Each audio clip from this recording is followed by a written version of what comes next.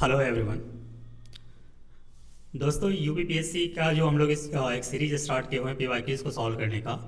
आज हम लोग उसमें इन्वायरमेंट एंड इकोलॉजी से संबंधित दो छोटे छोटे टॉपिक को कवर करने की कोशिश करेंगे, जिसमें एक का नाम है क्लाइमेट चेंज कॉन्फ्रेंस। दूसरा है आपका क्लाइमेट चेंज से संबंधित जो मिसलेनियस क्वेश्चन आपको देखने को मिलेंगे उसको सॉल्व करने की कोशिश करेंगे। ओके, तो ये थोड़ा कॉन्सेप्चुअल चैप्टर है या यूँ कह लीजिए मतलब सीरीज है बेसिकली इसमें। और आज हो सकता है मे भी ये थोड़ा कॉन्सेप्ट समझाने में ये थोड़ा सा चैप्टर थोड़ा बहुत लेंदी हो सकता है। ओके, तो हम लोग सीधे सवाल पे आते हैं।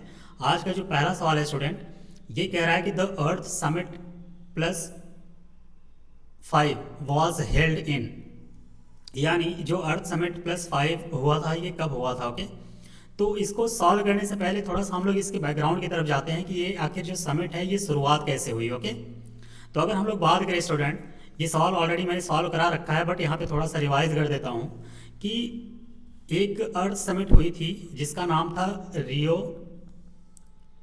अर्थ समिट। ये 1992 में हुई थी। ओके, इस समिट का क्या नाम था? रियो अर्थ समिट। रियो का मतलब है बेसिकली ये ब्राज़ील में एक जगह है, रियो डी जेनेरो। ओके, इसका क्या नाम है? रियो डी जेनेरो, ये ब्राज़ील में है। इसी जगह की वजह से इसका नाम रियो अर्थ समिट हुआ। ओके, ये 1992 में हुआ था। ये ईयर आप लोग ध्यान में रखिएगा क्योंकि ये इंपॉर्टेंट है। ये पहला इंटरनेशनल अर्थ समिट था, यानी जो रियो अर्थ समिट 1992 में हुआ है ये पहला अर्थ समिट था। इसके थोड़ी से हम लोग बैकग्राउंड की बात कर लेते हैं जिससे ये जो सवाल पूछा है इसको सॉल्व करने में थोड़ी आसानी हो जाए। ओके, तो रियो अर्थ समिट जो है 1992 में, यह शिखर सम्मेलन जो हुआ था ये इन्वायरमेंट कंजर्वेशन की बात करता था। इसके साथ साथ ये सोशियो इकोनॉमिक डेवलपमेंट की जो तत्कालिक यानी उस समय की जो समस्याएं थी उसके समाधान के लिए बेसिकली ये आयोजित किया गया था। ओके, तो जब ये आयोजित किया गया था तो इसमें लगभग मोर देन 100+ कंट्रीज़ के जो हेड ऑफ स्टेट थे, मोर देन 100+ कंट्रीज। ओके, यानी मेरे कहने का मतलब है कि उस समय जब ये समिट आयोजित किया गया था तो लगभग 100 से ज़्यादा जो देश थे उसके हेड ऑफ स्टेट थे, यानी प्राइम मिनिस्टर हो गए या चांसलर हो गए या प्रेसिडेंट, उन्होंने भाग लिया था। और उन्होंने कुछ चीज़ों पे हस्ताक्षर किए थे, जैसे कि क्लाइमेट चेंज पर जो सम्मेलन ये हुआ था उससे संबंधित लेके या बायोडाइवर्सिटी से लेके इन सब चीज़ों पे वो लोग हस्ताक्षर किए थे। और इसके साथ साथ उन्होंने इसको रेटिफाई भी किया था। और इसी की वजह से एक इसी जो सम्मेलन ये हुआ है रियो अर्थ समिट, इसी में एक आउटपुट आया था, आउटकम कह लीजिए इसको, आउटकम आया था जिसका नाम था एजेंडा 21। एजेंडा 21 ये बड़ा इंपॉर्टेंट है, इससे सवाल अक्सर बन जाता है। ओके, कई बार सवाल आया है। तो एजेंडा 21 क्या था स्टूडेंट? तो बेसिकली ये 21वीं सदी में जो सस्टेनेबल डेवलपमेंट प्राप्त करने के लिए एक एजेंडा बनाया गया था, उसी को हम लोग क्या बोलते हैं? एजेंडा 21। ये कब आया था? तो ये रियो अर्थ समिट 1992 का एक आउटकम था। ओके, तो ये पॉइंट आप लोग ध्यान में रखिएगा। एक बार सवाल आ रखा है कि एजेंडा 21 क्या था, तो ये बेसिकली 21वीं सदी में सस्टेनेबल डेवलपमेंट से संबंधित जो चीज़ थी उसको हम लोग कैसे अचीव कर पाएँ उसी को लेकर ये बात करता था, 21वीं सदी। ओके, तो अगर ये पूछा जाए कि सस्टेनेबल डेवलपमेंट मतलब एजेंडा 21 किससे संबंधित था, तो ये आपका आंसर हो जाएगा सस्टेनेबल डेवलपमेंट से। ओके, सस्टेनेबल डेवलपमेंट से संबंधित था क्या? एजेंडा 21। ये पॉइंट आप लोग ध्यान में रखिएगा, 2024 के पीसीएस में पूछ रखा है और इसके पहले भी आ रखा था। ओके, तो बेसिकली इस एजेंडे के द्वारा ये डिसाइड किया गया कि 21वीं सदी में सस्टेनेबल डेवलपमेंट को कैसे अचीव किया जाए। ओके, और जो ये समिट हुआ था ये रियो अर्थ समिट, इसके खत्म होने के बाद एक आयोग का गठन किया गया जिसे हम लोग सस्टेनेबल डेवलपमेंट कमीशन के नाम से जानते हैं। इसका काम मुख्य रूप से ये था कि ये जो भी इस दौरान यानी इस समिट के दौरान जो भी आप यूँ कह लीजिए कि कार्य को किया गया था उसकी निगरानी और उस रिपोर्ट को तैयार करने के लिए इसका गठन किया गया था। उसका नाम क्या था? Sustainable development commission. Sustainable development commission. Okay, तो ये काम मुख्य रूप से इसका काम ही यही था कि जो इस समिट में रियो अर्थ समिट में जो डिसीजन लिए गए थे उसकी निगरानी करना और उससे संबंधित चीज़ों का रिपोर्ट तैयार करना। ओके, और ये भी डिसाइड किया गया इसी इसी अर्थ समिट में, ये भी डिसाइड किया गया बाकी हेड ऑफ स्टेट के द्वारा कि जो भी यहाँ पे हम लोग डिसीजन ले रहे हैं इसको आगे आने वाले 5 साल बाद एक बार वापस बैठ के इन सब चीज़ों को वेरीफाई किया जाएगा, इनका आकलन किया जाएगा और ये समझने की कोशिश किया जाएगा कि जो देश हैं वो ये कितने तरीके से, यानी कितने सुदृढ़ तरीके से इस पे आगे काम कर रहे हैं। ओके, तो बेसिकली जो रियो अर्थ समिट था 1992 में हुआ था, इसी से संबंधित जो अगला समिट हुआ था उसी को क्या बोला जाता है, अर्थ समिट +5। ओके, और यही सवाल आपसे पूछ रखा है, तो ये कब होगा, तो इससे 5 साल बाद होगा, तो इससे 5 साल बाद कब बनेगा आपका, तो ये बनेगा 1997 में। ओके, तो जो अर्थ समिट +5 हुआ था, ये आपका ऑप्शन नंबर जो डी दे रखा है 1997 में हुआ था, ये आपका करेक्ट आंसर हो जाएगा। ओके, 2 पॉइंट और आप लोग ध्यान में रखिएगा, वो दोनों पॉइंट है, मैं कलर थोड़ा चेंज कर ले रहा हूँ। ये आपका हो जाएगा, एक हो जाएगा, ये तो हो गया कि अर्थ समिट +5। 2 पॉइंट और आप लोग नोट कर लीजिएगा, उसको बोलते हैं रियो +10 समिट, रियो +10 summit.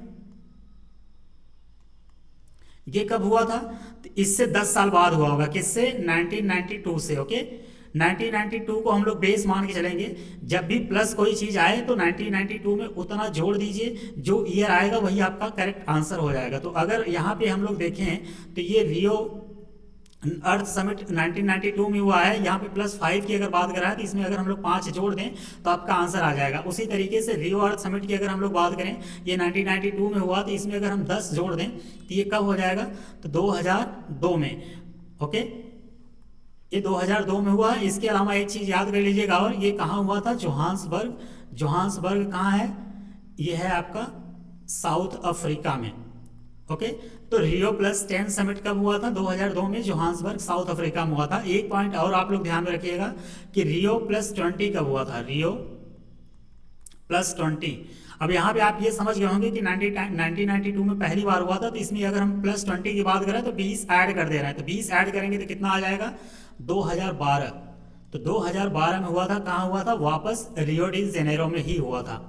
Okay, Rio de Janeiro ये कहाँ है, तो मैंने आपको पहले ही बता दिया, ये ब्राज़ील में है। ओके, तो ये 4 पॉइंट आप लोग ध्यान में रखिएगा। पहला मैं यहाँ पे हाईलाइट कर दे रहा हूँ, पहला पॉइंट ये हो गया आपका, दूसरा आपका ये वाला हो गया जो सवाल पूछ रखा है, तीसरा आपका ये हो गया, और चौथा आपका ये हो गया। ये चारों एक जगह आप लिख लीजिएगा। ओके, इसका correct answer option number D हो जाएगा, 1997।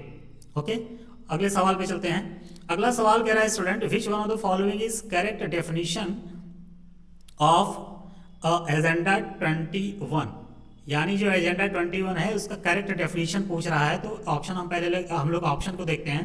पहला ऑप्शन कह रहा है कि it is an action plan of UNA for protecting human right.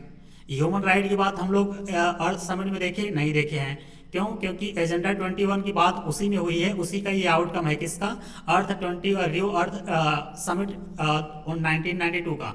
तो उसी का जब ये आउटकम है तो वो सस्टेनेबल डेवलपमेंट की बात कर रहा था, तो ये ह्यूमन राइट की बात कर रहा है, ये तो बिल्कुल नहीं होगा। ओके, ऑप्शन बी क्या कर रहा है, it is a book of 21st century 21st chapter on nuclear disarmament, यानी न्यूक्लियर डिसआर्मामेंट की बात तो नहीं कर रहा है, क्योंकि ये है क्लाइमेट से संबंधित, यहाँ पे न्यूक्लियर डिसआर्मामेंट की बात कर रहा है, तो ये भी ऑप्शन आपका नहीं होगा। ऑप्शन सी क्या कह रहा है कि it is an action plan for the conservation of global environment in 21st century. ऐसा मैंने आपसे मिलता जुलता कोई टर्म बताया था, तो यही आपका करेक्ट आंसर भी हो जाएगा, क्योंकि जो एजेंडा 21 है क्या है, एक तरीके का एक्शन प्लान है जो कि ग्लोबल इन्वायरमेंट के कंजर्व करने से संबंधित है। कब, 21st सेंचुरी में। ओके, और ये कब आया था, तो ये 1992 में आया था, और बेसिकली ये रियो अर्थ समिट के एक आउटकम के रूप में है। ओके, और भी ढेर सारे आउटकम थे, लेकिन जैसे जैसे आपका सवाल आता जाएगा वैसे वैसे मैं उसके बारे में डिटेल में अध्ययन बताता चलूंगा। ओके, अभी करंट टाइम में आप इतना समझिए कि जो अर्थ समिट है इसके बारे में थोड़ा सा और डिटेल जान लेते हैं कि अर्थ समिट के बारे में 2-3 पॉइंट और है। पहला ये है कि ये लीगली नॉन बाइंडिंग है। ओके,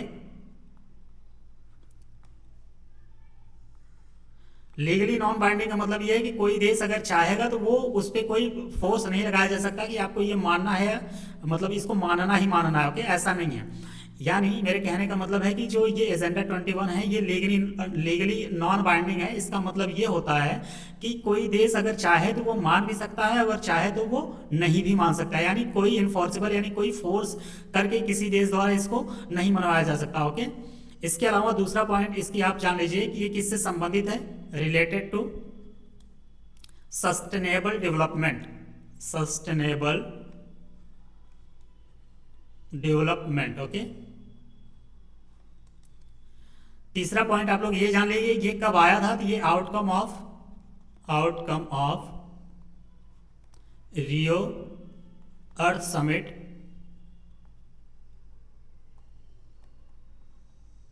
रियो अर्थ समिट 1992, ओके। ये ईयर आप लोग ध्यान में रखिएगा। एक पॉइंट और आप लोग नोट कर लीजिएगा, ये उतना इंपॉर्टेंट तो नहीं है बट नोट कर लीजिएगा कि it is a 350 page document, यानी ये 350 पेज का एक डॉक्यूमेंट है और ये 4 सेक्शन में डिवाइड है और 40 चैप्टर में ये बटा हुआ है। ये उतना इंपॉर्टेंट नहीं है बट आप लोग थोड़ा सा जान लीजिएगा तो ठीक रहेगा, नहीं जानेंगे तो बहुत ज़्यादा इंपॉर्टेंट नहीं है। तो ये 3 पॉइंट आप लोग ध्यान में रखिएगा कि एजेंडा जो 21 है उससे संबंधित, ये लीगली नॉन बाइंडिंग है, ये सस्टेनेबल डेवलपमेंट से संबंधित है और ये रियो अर्थ समिट 1992 में जो हुआ था उसी का एक आउटकम है, ओके। तो उम्मीद करते हैं ये पॉइंट आपको समझ में आया होगा। अगले सवाल पे चलते हैं।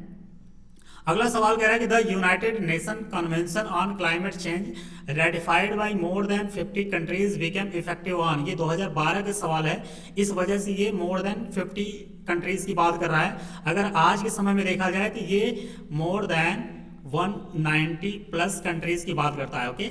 आज के समय में अगर देखा जाए तो इसे 190 प्लस कंट्रीज ने इसको मतलब रेटिफाई कर रखा है, ओके। ये पॉइंट आप लोग ध्यान, ये पुराना सवाल है बेसिकली, ये करंट का सवाल है तो उस समय पूछ लिया था, ये 2012 के पीसेस में आ रखा है, ओके।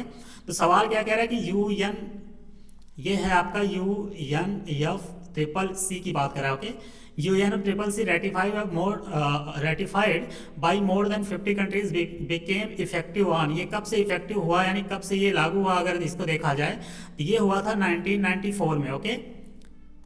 इसकी इफेक्टिव होने की बात करें तो इफेक्टिव इन 21 मार्च 1994, यानी 21 मार्च 1994 को ये इफेक्टिव हुआ था। और ये जो आउटकम है बेसिकली ये भी आपका है किसका, outcome of Rio earth summit, Rio earth summit 1992, यानी 1992 जो रियो अर्थ समिट हुआ था उसका आउटकम एक ये भी है, ओके। इसके अलावा अगर इसको देखा जाए तो आज के समय मैंने आपको बता ही दिया कि लगभग 140 से ज़्यादा देश इसको रेटिफाई कर चुके हैं। तो इसका करेक्ट आंसर क्या हो जाएगा, ये 92 में आया हुआ था और इफेक्टिव कब से हुआ तो 94 में हुआ, तो मार्च 1994 में ऑप्शन नंबर ए इसका करेक्ट हो जाएगा, ओके। और अगर एग्जैक्ट डेट पूछे तो यहाँ दे रखा है मार्च 21 1994, ओके। उम्मीद करते हैं ये पॉइंट समझ में आया होगा। अगले सवाल पे चलते हैं। अगला सवाल कह रहा है कि which of the following United Nations climate change conference was held in Paris, ये बड़ा ही फेमस कॉन्फ्रेंस था, ओके। ये जो पेरिस में हुआ था स्टूडेंट, ये अगर कॉप की बात किया जाए कॉन्फ्रेंस ऑफ पार्टीज की अगर हम बात करें तो ये COP 21 था, COP 21 था जो कि पेरिस में हुआ था। कब हुआ था 2015 में, ओके। 2015 में कहाँ हुआ था, ये पेरिस में हुआ था। पेरिस एक जगह है कहाँ पे, बड़ा फेमस है ये फ्रांस में एक जगह है, ओके, पेरिस, जहाँ पे एफेल टावर आपको देखने को मिलता है, ओके। और ये किसका, ये बेसिकली जो कॉन्फ्रेंस है किसके द्वारा आयोजित किया गया था, तो UNFCCC के द्वारा, ओके। यानी जितने भी ये कॉन्फ्रेंस ऑफ पार्टीज होते हैं इसको कौन हैंडल करता है, तो UNFCCC। इसका अगर फुल फॉर्म जानने की कोशिश करें आप लोग तो United nation framework conference on climate change होता है बेसिकली। एक बार बीपीएससी के इंटरव्यू में ये एक लड़के से पूछ लिया गया था कि UNFCCC का फुल फॉर्म क्या है, ओके। तो ये थोड़ा थोड़ा माइनर चीजें हैं लेकिन आप लोग ध्यान में रखिएगा। तो इसका करेक्ट आंसर आपका हो जाएगा COP 21 है तो ये आपका हो जाएगा ऑप्शन नंबर डी 21st वाले पे, ओके। अगले सवाल पे चलते हैं। अगला सवाल क्या कह रहा है कि व्हाट इज नॉट ट्रू, कौन सा सही नहीं है, about the commitment made by India at UNFCCC COP 26 conference, यानी ये COP26 कॉन्फ्रेंस की जो कमिटमेंट हुआ था इंडिया के द्वारा किया गया था, उसके बारे में बेसिकली ये सवाल कर रहा है। तो पहले ये जान लीजिए कि ये हुआ कहाँ था। तो ये हेल्ड इन ग्लासगो। ग्लासगो ये कहाँ पे है? ये स्कॉटलैंड में है। स्कॉटलैंड एक यूके का पार्ट है, ओके, यूनाइटेड किंगडम का पार्ट है, ओके। तो यूनाइटेड किंगडम में बेसिकली 4 देश मिलके बनते हैं, तो उसे यूनाइटेड किंगडम कहा जाता है। उसी में एक पार्ट, एक कंट्री है स्कॉटलैंड, वो भी उसी का पार्ट है। वहीं पे एक जगह है ग्लासगो। तो ये COP26 जो है ये ग्लासगो में हुआ था, ओके। तो इसमें बेसिकली भारत सरकार ने बहुत कमिटमेंट किए थे, लेकिन यहाँ पे चार ऑप्शन दे रखा है, उसमें से 3 ऑप्शन आपको मतलब समझना है। चौथा ऑप्शन दे रखा है कि none of the above, okay. तो इन तीनों ऑप्शन में से कौन सा गलत है वही आपसे पूछना चाह रहा है। तो पहला ऑप्शन क्या कह रहा है कि by 2030 India will reduce its carbon emission by 1 billion tonne, यानी 2030 तक भारत जो है वो अपना कार्बन एमिशन जो है वो 1 बिलियन टन कम कर देगा, ओके। ऑप्शन बी कह रहा है कि by 2030 India will meet 60% of its total energy requirement by renewable energy, यानी 2030 तक भारत जो है अपने रिन्यूएबल एनर्जी के में लगभग 60% का योगदान करेगा, ओके। जितनी भी एनर्जी हम लोग मतलब यूज कर रहे हैं बेसिकली, उसमें 60% जो एनर्जी होगा वो रिन्यूएबल एनर्जी के फॉर्म में आएगा, ओके। ऑप्शन सी क्या कह रहा है कि by 2030 India will increase its non fossil energy capacity to 500 gigawatt. तो अगर इसमें देखा जाए मोटे तौर पे स्टूडेंट, तो ये जो आपका ऑप्शन बी दे रखा है ये आपका रॉन्ग हो जाएगा, यही आपका रॉन्ग है और ऑप्शन आपका करेक्ट हो जाएगा, ओके। क्योंकि नॉट ट्रू पूछा है। तो क्यों? क्योंकि जो 2030 तक इंडिया ने कमिटमेंट किया था वो 60% ना होके ये 50% था, ओके। यहाँ पे अगर आप 50% कर देते तो ये भी आपका स्टेटमेंट करेक्ट हो जाता। तो 2030 तक भारत ने अपने रिन्यूएबल एनर्जी की बात कर रहा था कि उसकी जो रिक्वायरमेंट है उसमें 50% एनर्जी जो आएगा वो रिन्यूएबल एनर्जी के फॉर्म मतलब थ्रू आएगा, ओके, ना कि 60% आएगा। तो ये स्टेटमेंट आपका गलत हो गया, लेकिन ऑप्शन आपका यही करेक्ट हो जाएगा। तो बाकी दोनों ये वाले तो सही हैं ही, ये भी आपके सही हैं, ये आपका गलत था। तो मैंने आपको बता दिया 60% की जगह 50% है। ये पॉइंट तीनों आप लोग कहीं लिख लीजिएगा क्योंकि इन फ्यूचर इसके आने के चांसेस हो सकते हैं, ओके। तो इसका ऑप्शन नंबर बी करेक्ट हो जाएगा। अगले सवाल पे चलते हैं। अगला सवाल कह रहा है स्टूडेंट कि which of the following statement is incorrect. Incorrect की बात कर रहा है ये, यानी कौन सा गलत है, किससे संबंधित है? Green climate fund, okay. Green climate fund से संबंधित इन चारों स्टेटमेंट में कौन सा जो है वो इनकरेक्ट है। तो एक एक करके हम लोग देखते हैं। पहला ऑप्शन कह रहा है कि it was established in Durban conference on climate change, okay. दूसरा कह रहा है it would support programme and policies in developing nation, ये डेवलपिंग नेशन की बात कर रहा है, यानी विकासशील देश, ओके। ऑप्शन सी कह रहा है कि the developed nation would provide the fund, यानी जो विकसित देश हैं वो फंड प्रोवाइड करेंगे किसको? डेवलपिंग कंट्रीज को। ऑप्शन डी कह रहा है कि the fund will start operating from 2014, यानी जो ये फंड है ग्रीन क्लाइमेट फंड ये 2014 से ही ऑपरेट कर दिया है, ओके, यानी शुरू हो गया है। अब हम लोग थोड़ा सा एलिमिनेट करने की कोशिश करते हैं। जो ये पहला ऑप्शन है it was established in Durban conference, ये स्टेटमेंट आपका गलत हो जाएगा स्टूडेंट। क्यों? क्योंकि ये डरबन कॉन्फ्रेंस के दौरान नहीं, ये बेसिकली कैनकन जो कि एक मैक्सिको में जगह है वहां पे ये कॉन्फ्रेंस हुआ था, तो उस कॉन्फ्रेंस में इसको एस्टैब्लिश किया गया था। तो ये ऑप्शन नंबर ए आपका गलत हो जाएगा और इनकरेक्ट पूछा है तो यही आपका सही हो जाएगा, ओके। तो ऑप्शन नंबर ए इस सवाल का करेक्ट आंसर है। ऑप्शन जो बी कह रहा है ये डेवलपिंग नेशन के सपोर्ट की बात कर रहा है, ये बिल्कुल सही है। डेवलप्ड नेशन इसको फंड प्रोवाइड करेंगे, ये भी बिल्कुल सही है। और ये 2014 में स्टार्ट किया गया था, तो ये भी आपका पॉइंट सही है, ओके। तो इसका रॉन्ग कौन सा हो जाएगा? ऑप्शन नंबर ए, क्योंकि ये डरबन कॉन्फ्रेंस में ना होके ये कैनकन मैक्सिको में एक जगह है वहां पे कॉन्फ्रेंस हुआ था, उसमें इसको स्टैब्लिश किया गया था। अगले सवाल पे चलते हैं। अगला सवाल कह रहा है स्टूडेंट कि the United Nations climate action summit, the United Nations climate action summit was held at which of the following cities, okay. उस इन चारों ऑप्शन में किस शहर में 2019 का है, तो ये बेसिकली एक हिसाब से करंट का सवाल है। आज के समय में इसका रेलेवेंस उतना नहीं है, बट आप समझ लीजिए कि इसका जो करेक्ट आंसर है वो क्या होगा, ओके। तो अगर इसकी बात किया जाए तो ये 2019 में कहाँ हुआ था, तो ये न्यूयॉर्क में हुआ था। न्यूयॉर्क कहाँ पे है? यूएसए में, ओके। जेनेवा कहाँ है? स्विट्जरलैंड में है। दोहा कतर में है। पेरिस आपका फ्रांस में है। ओके, तो न्यूयॉर्क में हुआ था। इसका करेक्ट आंसर आपका ऑप्शन नंबर डी हो जाएगा। बेसिकली इस सवाल को सॉल्व करने का एक ही मकसद है कि जितने भी करंट के सवाल आपको देखने को मिलेंगे वो किस तरीके से एग्जामिनर फ्रेम करता है, एक रफ आपको आइडिया लगता जाएगा। ओके, तो इसी तरीके के कुछ इन्वायरमेंट से संबंधित जो करंट अफेयर्स के सवाल आते हैं कुछ ऐसे ही आते हैं, नहीं कि कौन सा कॉन्फ्रेंस कहाँ हुआ, कौन सा समिट कहाँ हुआ, कब हुआ, किसमें क्या कहा गया। बेसिकली जो करंट में होते हैं उनसे संबंधित जो भी सवाल बनते हैं कुछ इस तरीके से बनते हैं। ओके, इसका करंट मतलब अगर आज के समय में देखा जाए तो कोई रेलिवेंट नहीं है इसका, लेकिन ये उस समय करंट में था। ओके, 2019 के प्री में पूछ रखा है। अगले सवाल पे चलते हैं। विच of the following is not correctly match, इनमें से कौन सा करेक्टली मैच नहीं है उसके बारे में पूछ रहा है। पहला पूछ रहा है आपका कार्टाजेना प्रोटोकॉल, सेकंड है आपका स्टॉकहोम कन्वेंशन, तीसरा है आपका मॉन्ट्रियल प्रोटोकॉल, चौथा है आपका क्योटो प्रोटोकॉल। तो ये चारों प्रोटोकॉल और कन्वेंशन जो मिलकर यहाँ पे पूछा हुआ है, पहले उनको थोड़ा थोड़ा समझ लेते हैं फिर हम लोग सवाल पे आते हैं। ओके, पहला जो कार्टाजेना प्रोटोकॉल है स्टूडेंट, कार्टाजेना प्रोटोकॉल ये बेसिकली बायोसेफ्टी से संबंधित है। बायोसेफ्टी किसका? तो जेनेटिकली मॉडिफाइड ऑर्गेनिज्म जो होते हैं, यानी जिसे आनुवंशिक रूप से तैयार किया जाता है, उनसे संबंधित है और उनके ट्रांसबाउंडरी मूवमेंट से संबंधित है। बेसिकली मेरे कहने का मतलब ये है कि ये एक देश से दूसरे देश जब मूव करते हैं तो उनमें जो उनके बेसिकली प्रोटेक्शन से संबंधित है।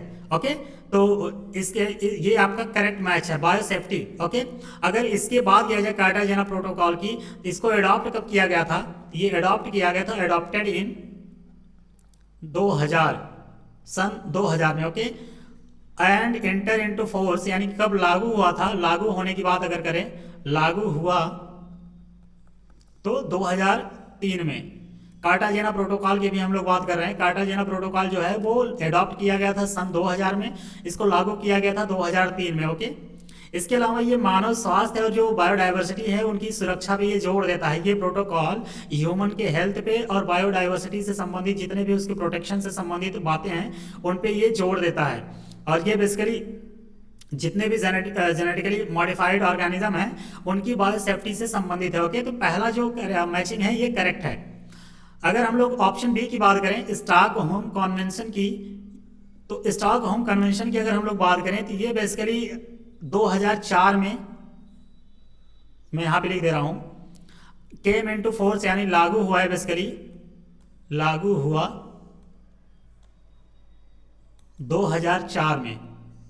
ओके, स्टॉकहोम कन्वेंशन की हम लोग बात कर रहे हैं कि ये जो लागू हुआ था ये 2004 में लागू हुआ था और ये बेसिकली पीओपी से संबंधित है। पीओपी का मतलब है परसिस्टेंट ऑर्गेनिक पॉल्यूटेंट, मैं यहीं पे लिख दे रहा हूं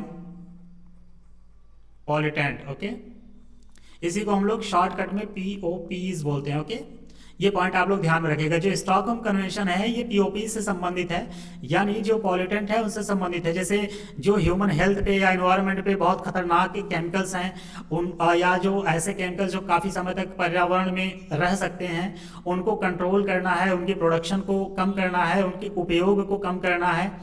और जो एमिट होते हैं उन पे या तो कंट्रोल किया जाए, उनको समाप्त करने की बात करता है कौन? Stockholm convention. ओके, तो स्टेटमेंट जो बी है ये भी आपका करेक्ट मैचिंग है। ए मैचिंग करेक्ट था, ऑप्शन बी भी आपका करेक्ट मैच है। ओके, अब हम लोग थोड़ा ऑप्शन सी पे चलते हैं। ऑप्शन सी क्या कह रहा है आपका? मॉन्ट्रियल प्रोटोकॉल की बात कर रहा है। ओके, ये है ऑप्शन सी मॉन्ट्रियल प्रोटोकॉल। अगर मॉन्ट्रियल प्रोटोकॉल की बात किया जाए स्टूडेंट, तो ये इसको अडॉप्ट कब किया गया था? तो ये अडॉप्टेड इन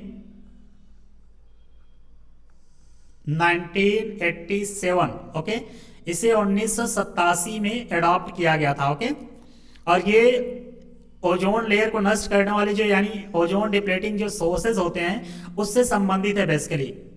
यानी आप यूं कह लीजिए ये ओजोन लेयर के प्रोटेक्शन से संबंधित है, ओजोन लेयर प्रोटेक्शन से संबंधित है।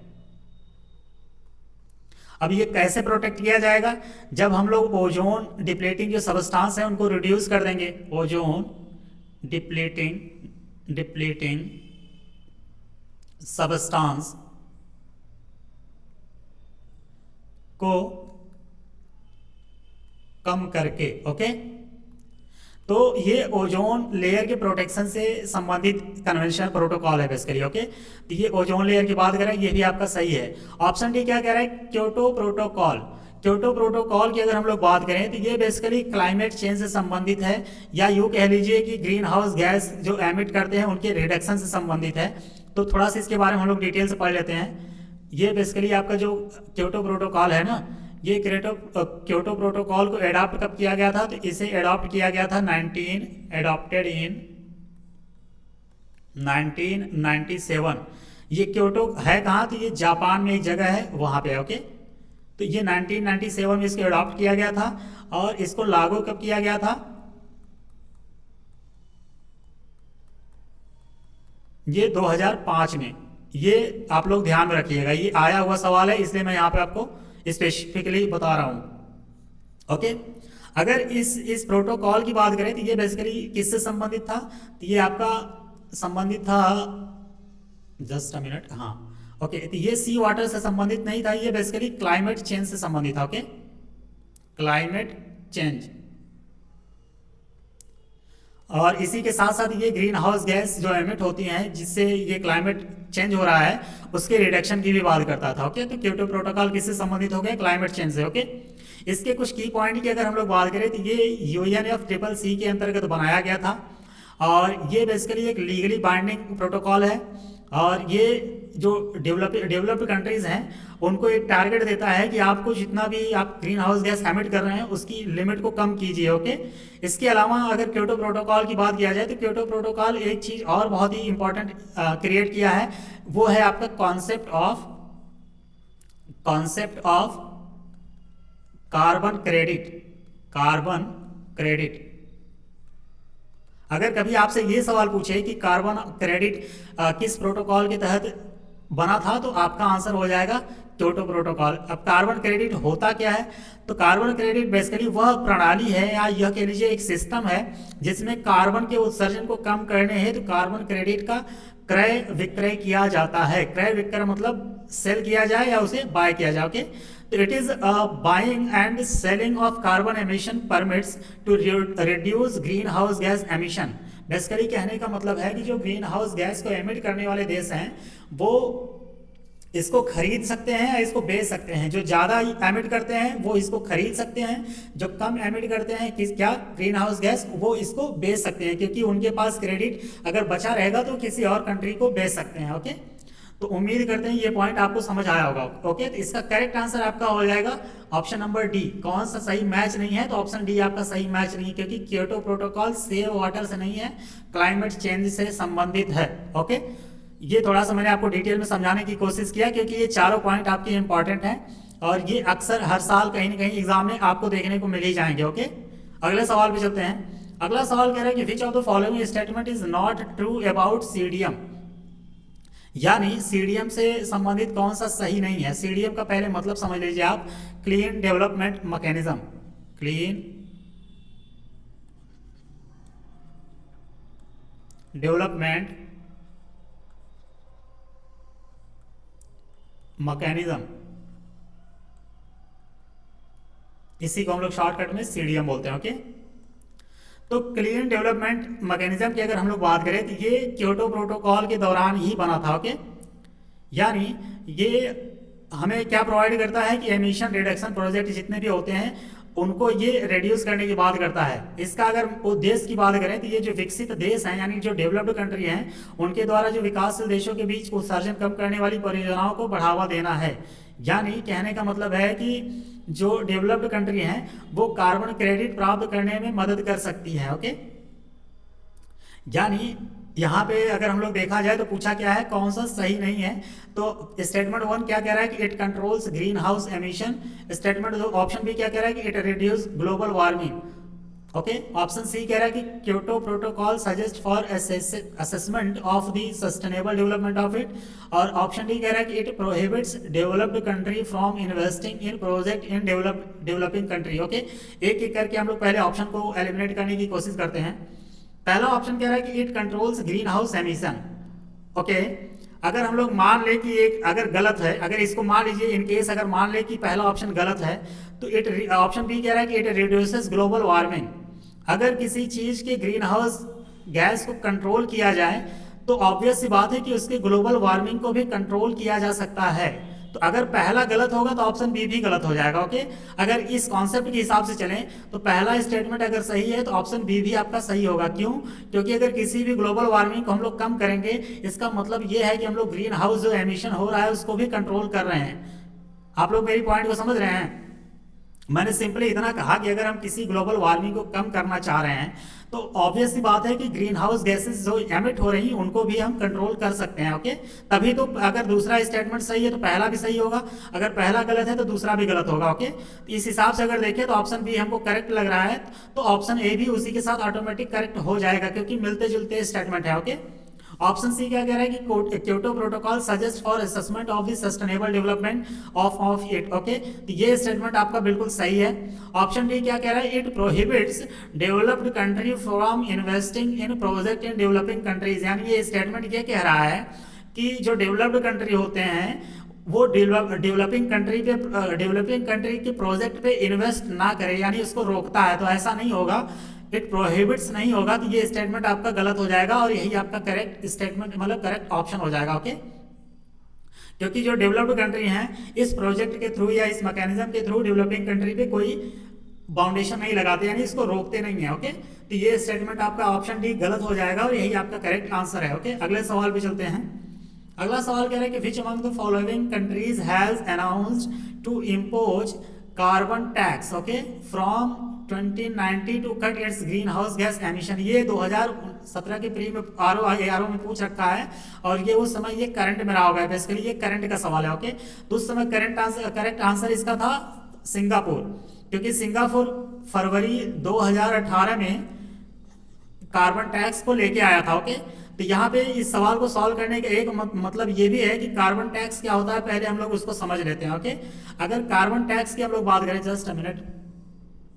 ओके, अगर हम लोग कार्बन टैक्स की बात करें तो कार्बन टैक्स वह टैक्स होता है जो कि कार्बन उत्सर्जन को कम करने के लिए फॉसिल फ्यूल्स पर लगाया जाता है। एग्जाम्पल के तौर पे अगर हम लोग यहाँ पे बात करें, इंडिया की बात करें, इंडिया ने अभी लागू तो नहीं किया है, लेकिन इंडिया के अगर एग्जाम्पल के तौर पे हम लोग बात करें तो जो भी यहाँ पे फॉसिल फ्यूल बिकते हैं जैसे कि पेट्रोल हो गया, डीजल हो गया और ये कैरोसिन हो गए, या यूँ कह लीजिए जो गैसेज हैं, ये सब पे अगर हम लोग टैक्स लगाएंगे तो ऑटोमेटिक अगर हम इस पे टैक्स को बढ़ा देते हैं तो जो जनता होगी वो मतलब इनका यूज कम कर देगी, जिस वजह से क्या होगा कि कार्बन एमिशन यानी ग्रीन हाउस गैसेस का जो एमिशन होता है वो कम हो जाएगा। ओके, तो बेसिकली ये एक तरीके का टैक्स है जो कि फॉसिल फ्यूल पे इम्पोज किया जाता है, यानी लगाया जाता है। क्यों?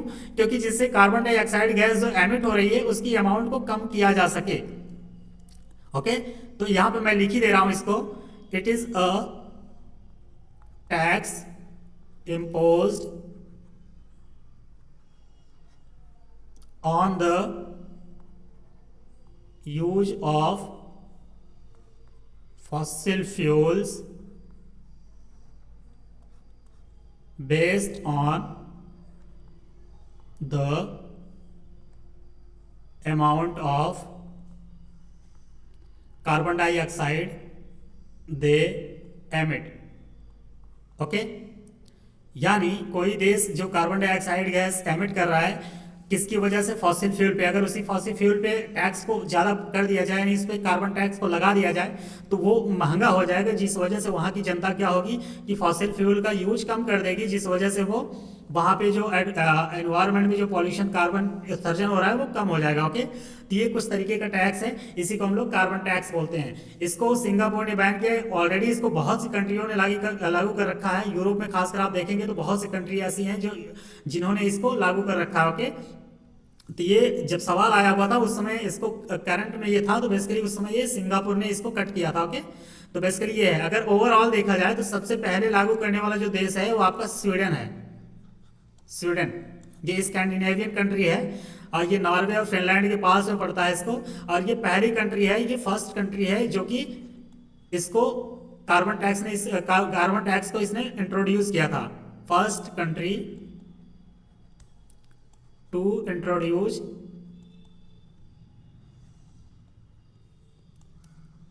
कार्बन टैक्स कब किया था? 1991 में, 1991 में ही स्वीडन ने इसको इंट्रोड्यूस कर दिया था। ओके, तो आई होप ये पॉइंट आप समझ पाए होंगे। आगे अगले सवाल पे चलते हैं। अगला सवाल क्या कह रहा है कि with reference to deep carbon observatory DCO which of the following statement is correct. Okay, यानी यहाँ पे डीप कार्बन ऑब्जर्वेटरी की बात कर रहा है और ये पूछ रहा है कि उससे संबंधित इन दोनों स्टेटमेंट में कौन सा सही है।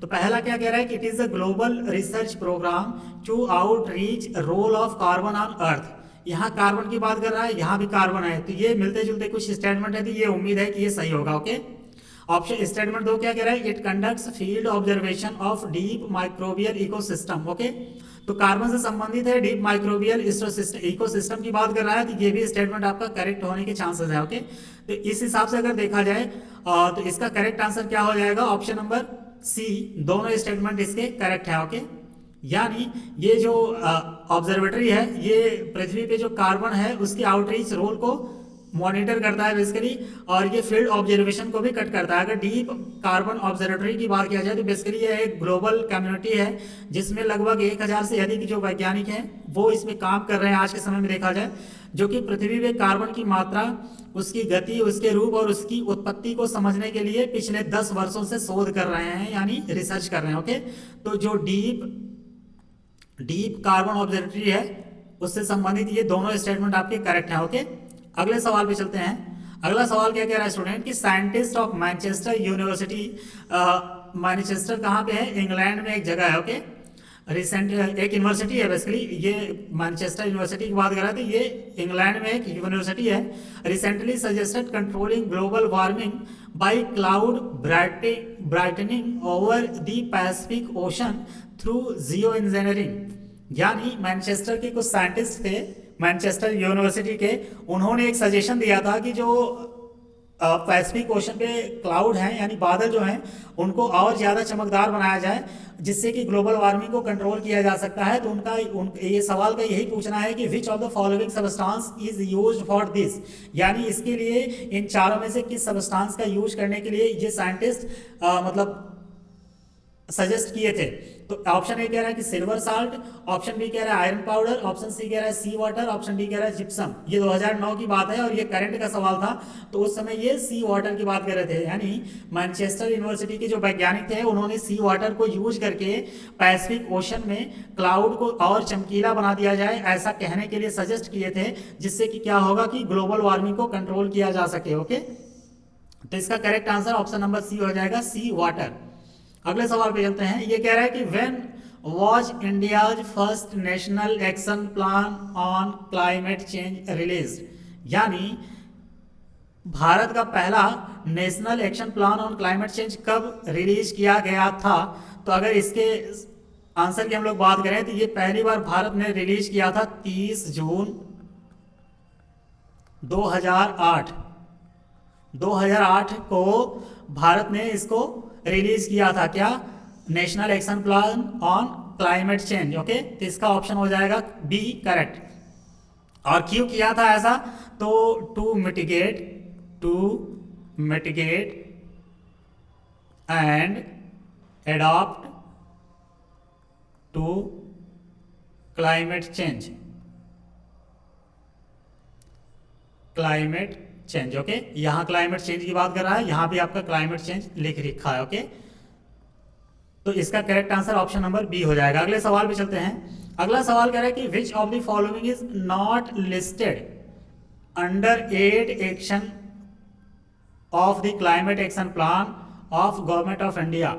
यानी जो 4 ऑप्शन दे रखा है, solar energy, atomic energy, waste energy conservation and afforestation, ये सवाल क्या कहना चाह रहा है, सवाल ये कह रहा है कि गवर्नमेंट ऑफ इंडिया द्वारा जो एक्शन प्लान लाया गया था 8 एक्शन प्लान, उसमें से इन चारों में से कौन सा लिस्टेड नहीं है। तो पहले हम लोग ये देख लेते हैं कि जो गवर्नमेंट ऑफ इंडिया ने ले आया था 8 एक्शन प्लान वो कौन कौन से थे। ओके, तो अगर हम लोग इसके बारे में बात करें तो climate action plan of government of India was launched on 30 जून 2008 और इसमें 8 तरीके के एक नेशनल मिशन प्लान को लेकर आया गया था।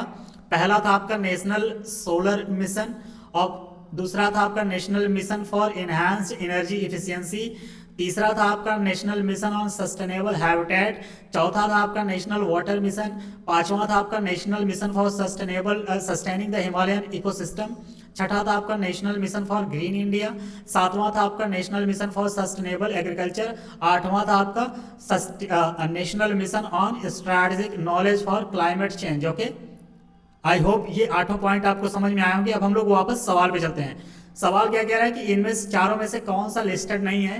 तो सोलर एनर्जी की बात कर रहा था, एटॉमिक एनर्जी की बात कर रहा था, हमें तो नहीं लग रहा है कर रहा था, तो यही आपका करेक्ट हो जाएगा। एटॉमिक एनर्जी इसमें लिस्टेड नहीं था। वेस्ट एनर्जी कंजर्वेशन की बात कर रहा था, एफॉरेस्टेशन की बात कर रहा था। ओके, तो जो आठों मिशन थे उसमें एटॉमिक एनर्जी या न्यूक्लियर एनर्जी की बात वो नहीं कर रहा था। यहाँ पे आप ये भी लिख सकते हैं न्यूक्लियर एनर्जी। अगर कभी भविष्य में सवाल दिया वहां पे एटॉमिक एनर्जी की बात ना करके न्यूक्लियर एनर्जी की बात कर दी है, तब भी आपको ये स्टेटमेंट रॉन्ग ही होगा, क्योंकि ये न्यूक्लियर एनर्जी या एटॉमिक एनर्जी इन दोनों में से किसी का भी बात नहीं कर रहा था। ओके, तो इसका correct answer option number B हो जाएगा। अगले सवाल पे चलते हैं। अगला सवाल कह रहा है दो लिस्ट दे रखा है, एक लिस्ट में मिशन दे रखा है और वो कब स्टार्ट हुआ था उसकी स्टार्टिंग ईयर की बात कर रहा है। ओके, तो एक एक करके हम लोग मैच कराने की कोशिश करते हैं। पहला दे रखा है आपका कि National Mission for Enhanced Energy Efficiency, यानी National Mission for Enhanced Energy Efficiency, ये कब इसको स्टार्ट किया गया था। तो इसे स्टार्ट किया गया था 2011 में। ये ईयर आप लोग ध्यान में रखिएगा, मैं भी कभी भी यूपीपीएससी इस सवाल को रिपीट कर सकता है। ओके, दूसरा क्या कह रहा है कि नेशनल वाटर मिशन की अगर हम लोग बात करें तो ये भी आपका आया था 2011 में ही। ओके, सी क्या कह रहा है कि National mission on sustaining Himalayan ecosystem. Okay, अगर इसकी बात करें हिमालयन इकोसिस्टम वाले ऑप्शन की, तो ये आया था 2014 में, 2014। डी में क्या कह रहे हैं national Mission for sustainable agriculture की अगर हम लोग बात करें तो ये आपका आया था 2010 में। ओके, तो एक का अगर हम लोग 2011 से मैच करा दें, एक का 2 से मैच कराएं, सपोज कीजिए ये हो गया, लेकिन यहाँ पे 2011 से संबंधित 2 है तो एक ही मैच कर रहा है, तो इस हिसाब से अगर देखा जाए तो ये सवाल गलत है। ओके, क्वेश्चन आपका ये रॉन्ग है, रॉन्ग क्वेश्चन। लेकिन मैंने जो भी आपको ये ईयर बता रखे हैं ये करेक्ट हैं, इसको आप लोग कहीं भी नोट कर लीजिएगा। ओके, क्योंकि इस सवाल में कोई भी मैचिंग यहाँ पे नहीं आ पाएगा, जिस वजह से ये सवाल रॉन्ग है।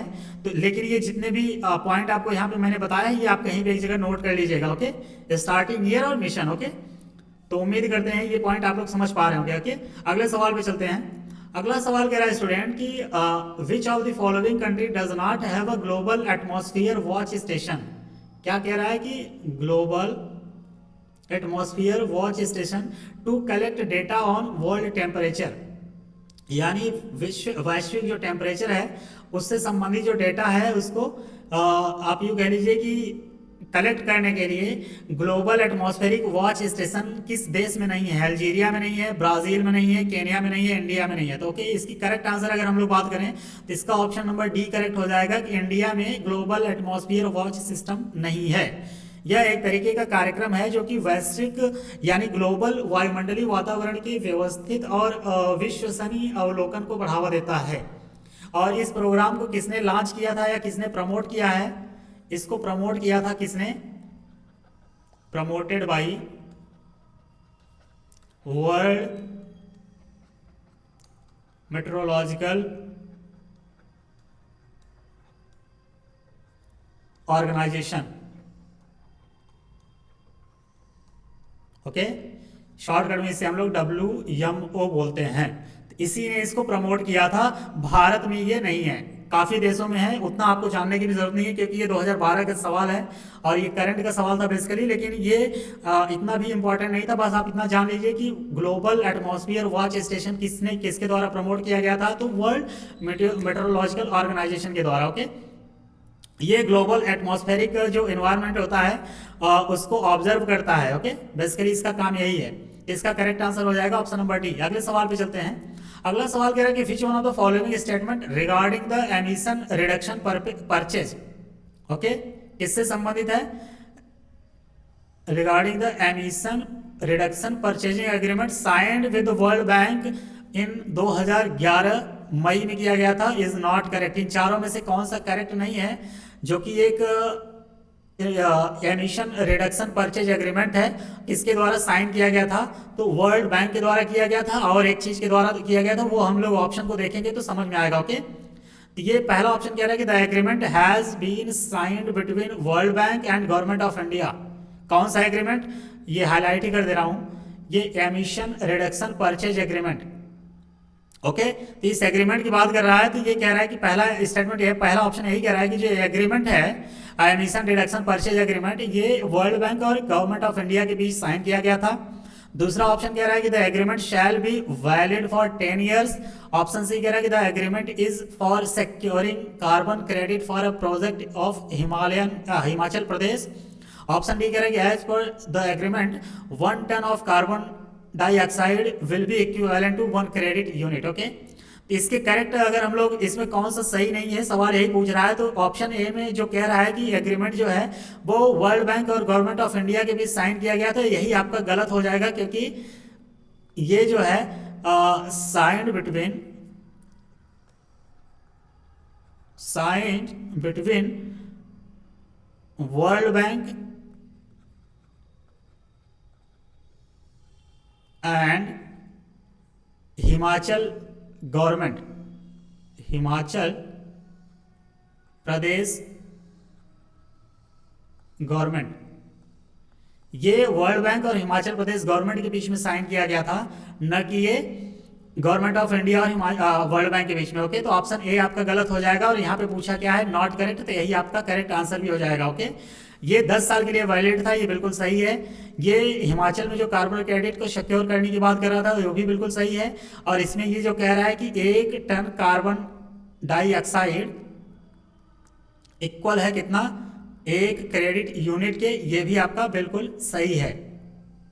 ये भी बेसिकली करंट का ही सवाल है। ओके, तो इसका correct answer option number A हो जाएगा। अगले सवाल पे चलते हैं। अगला सवाल कह रहा है कि which of the following is not correctly match. इनमें से कौन सा करेक्टली मैच नहीं है? पहला क्या कह रहा है? ऑप्शन नंबर ए कह रहा है कि फर्स्ट वर्ल्ड क्लाइमेट कॉन्फ्रेंस की अगर बात करें तो ये 1979 में हुआ था, ये बिल्कुल सही है। आप लोग इसको कहीं नोट कर लीजिएगा कि पहला वर्ल्ड क्लाइमेट कॉन्फ्रेंस जो है 1979 में हुआ था। ओके, फर्स्ट अर्थ समिट की बात करें तो ये एजेंडा 21 की बात कर रहा है, बिल्कुल सही होगा, क्योंकि 1992 में मैंने अभी क्लास के स्टार्टिंग में ही आपको बताया कि 1992 में अर्थ समिट को, रियो अर्थ समिट को किया गया था, और ये इसी का एक आउटकम क्या था? एजेंडा 21 था। ओके, अगर यहाँ पे UNFCCC भी होता तब भी आपका ऑप्शन ये करेक्ट हो जाता। ओके, तो ये भी आपका ऑप्शन करेक्ट हो जाएगा। ऑप्शन सी कह रहा है कि अर्थ समिट +5 का मतलब है कि 92 में +5 जोड़िए, जो भी आएगा वही आपका ईयर हो जाएगा 1997, तो ये भी आपका स्टेटमेंट सही है। कार्बन क्रेडिट की अगर हम लोग बात करें तो कार्बन क्रेडिट मैंने आपको बताया कि मॉन्ट्रियल प्रोटोकॉल का नहीं है, ये किसका है? ये क्योटो प्रोटोकॉल का है, क्योटो प्रोटोकॉल। ओके, तो ये स्टेटमेंट आपका गलत है और यही आपका स्टेटमेंट सही है। ओके, यानी ऑप्शन डी आपका जो है ये सही है। कार्बन क्रेडिट जो है ये क्योटो प्रोटोकॉल से संबंधित है, ना कि मॉन्ट्रियल प्रोटोकॉल से। ओके, तो ऑप्शन डी आपका इसका करेक्ट आंसर हो जाएगा। अगले सवाल पे चलते हैं।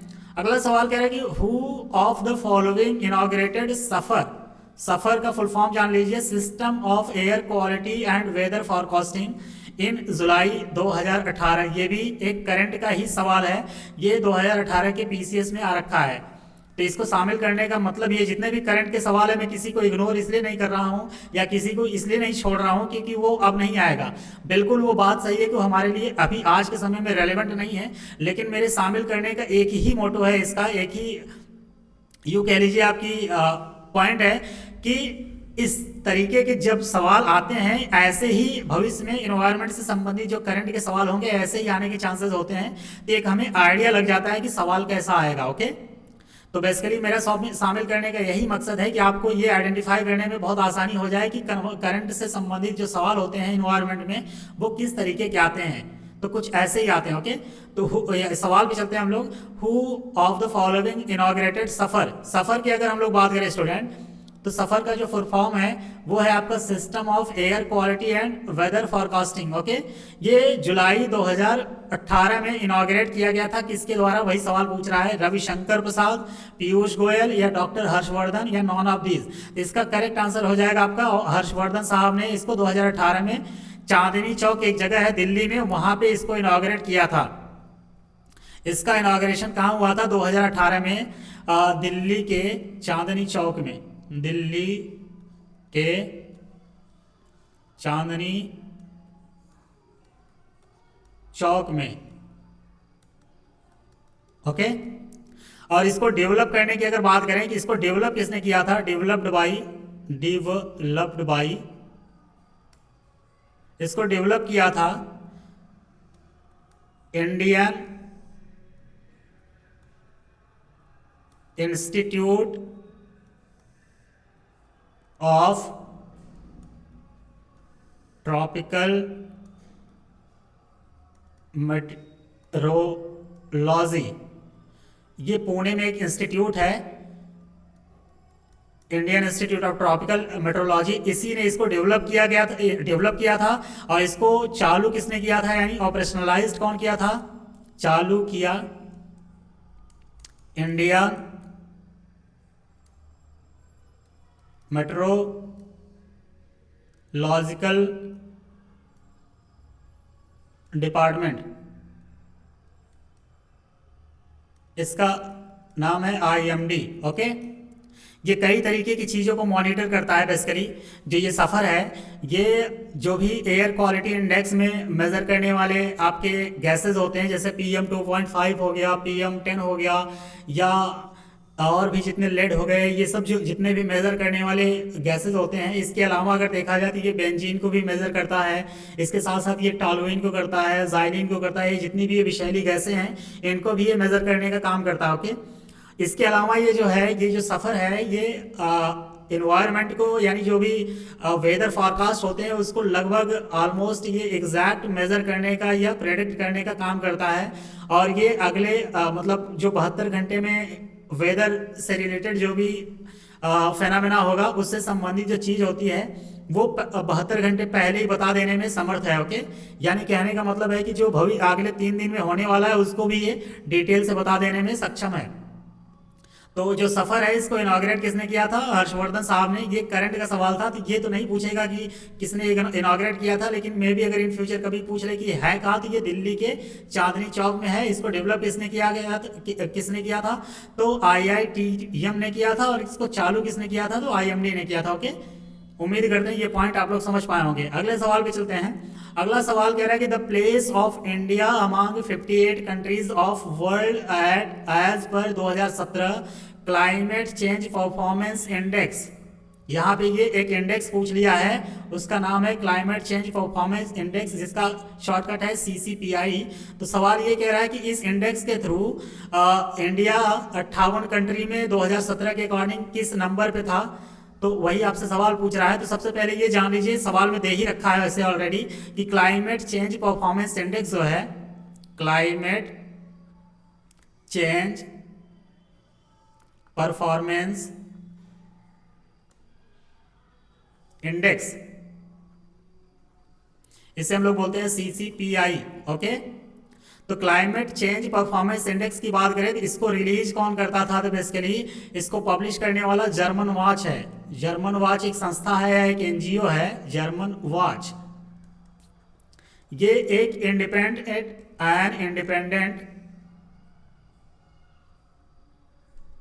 जर्मन NGO है। ओके, ये पॉइंट आप लोग ध्यान में रखिएगा कि इसको जो क्लाइमेट चेंज परफॉर्मेंस इंडेक्स है इसको कौन पब्लिश करता है, तो जर्मन वॉच करता है। ओके, ये 2017 का सवाल है, तो आज के समय में ये रेलिवेंट नहीं है कि इंडिया का कौन सा नंबर है, लेकिन ये रेलिवेंट जरूर है कि ये अगर वापस आएगा सवाल तो आज के समय में ये पूछ सकता है कि इंडिया का कितना नंबर है। ओके, इस लिहाज से ये सवाल इंपॉर्टेंट है। ओके, और ये कौन पब्लिश करता है, तो जर्मन वॉच करता है। ये 2 पॉइंट आप लोग ध्यान में रखिएगा। और बेसिकली इंडिया की रैंकिंग इसके अकॉर्डिंग आप लोग जरूर ध्यान रखिएगा। उस समय जब आया था तो इसका इंडिया का रैंकिंग उस समय 20वीं थी, लेकिन आज ये सवाल उतना इंपॉर्टेंट नहीं है। सिर्फ इतना इंपॉर्टेंट जरूर है कि क्लाइमेट चेंज परफॉर्मेंस इंडेक्स आज के समय में इसमें इंडिया का क्या रैंक है और इसको कौन सा पब्लिश करता है। ओके, तो उम्मीद करते हैं स्टूडेंट आपको ये लेक्चर पसंद आ रहा होगा, और अगर आपको पसंद आ रहा है तो बिल्कुल आप कमेंट में जाके मुझे मोटिवेट करने के लिए कमेंट ज़रूर कीजिएगा, और कमेंट में ये ज़रूर बताइएगा कि इस लेक्चर में क्या सुधारने की ज़रूरत है, यानी जो जो कमियां हैं उसको आप ज़रूर हमें उससे वाकिफ कराइएगा। तो उम्मीद करते हैं कि ये लेक्चर आपके एग्ज़ाम को मतलब आसान बनाएगा। बेसिकली जितने भी जो भी सिविल सर्विसेज की तैयारी कर रहे हैं और उसमें खासकर जो यूपी पीएससी से संबंधित एग्ज़ाम की तैयारी कर रहे हैं उनके लिए तो ये सीरीज जो है काफ़ी बेनिफिशियल है। ओके, और इससे क्या होगा कि जितने पीवाईक्यूज हैं मैं आपको सॉल्व करा ही जा रहा हूँ, सिर्फ आपको थियोरी पढ़नी है। इसको एक बार वीडियो को देख लेना है उस टॉपिक से संबंधित, और सीधे आप पीवाईक्यूज को खुद से सॉल्व कीजिए। ओके, तो मिलते हैं अगले लेक्चर में और किसी नए टॉपिक के साथ। ओके, तब तक के लिए आप लोग यहाँ तक बने रहे, इसके लिए बहुत बहुत शुक्रिया आप सभी का।